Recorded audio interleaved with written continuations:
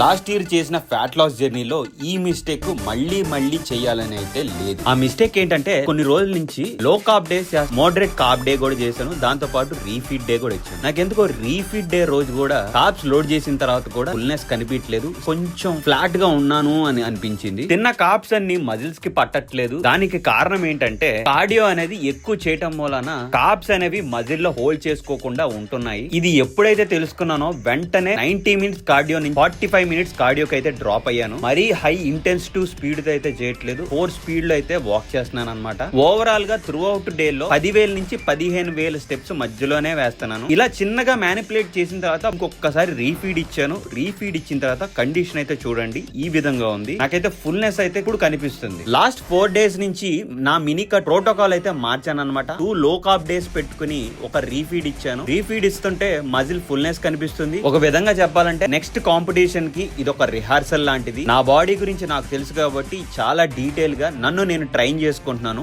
Next competition కి. నా prep coach ఫ్లెక్సాంతర్ మణి గారే.